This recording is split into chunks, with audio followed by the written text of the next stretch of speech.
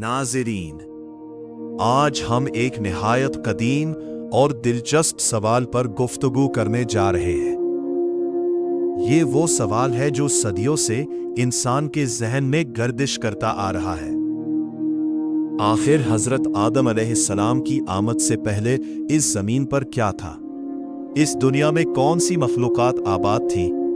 और जब हजरत आदम अलैहिस्सलाम को जन्नत से जमीन पर भेजा गया तो इन पहले बसने वालों का क्या बना? बहुत से लोग ये जानना चाहते हैं कि हजरत आदम और हजरत हवा अलैहिस्सलाम से पहले दुनिया की हालत कैसी थी।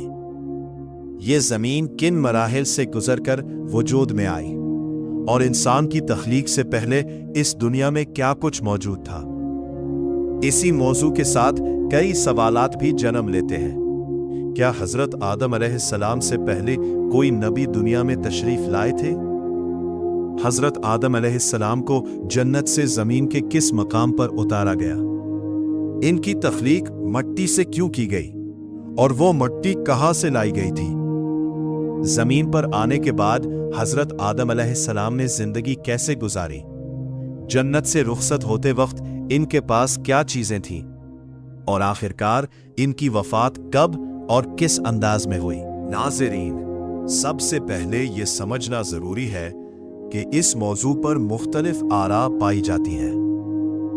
दीनी मसादिर, मुफस्सिरीन, मुअर्रिखीन और साइंसदानों ने इस बारे में अलग अलग नजरियात पेश किए हैं। बाज़ रिवायात के मुताबिक हजरत आदम अलैहिस्सलाम को जमीन पर भेजने से पहले इब्लीस को यहां उतारा गया था।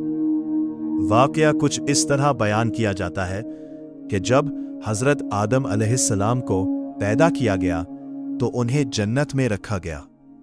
इसके बाद अल्लाह ताला ने फरिश्तों को हुक्म दिया कि वो हजरत आदम अलैहिस्सलाम को सजदा करें।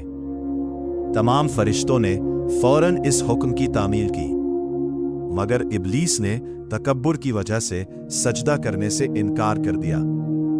इसी नाफरमानी के बाइस उसे जन्नत से निकाल दिया गया और उसे जमीन पर फेंक दिया गया। कहा जाता है कि वो तवील अरसे तक हसरत और गम में मुब्तला रहा।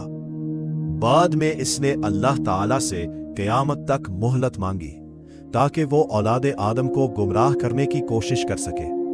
ये भी बयान किया जाता है कि इब्लीस दरअसल जिन्नात में से था और जिन्नात को आग से पैदा किया गया था।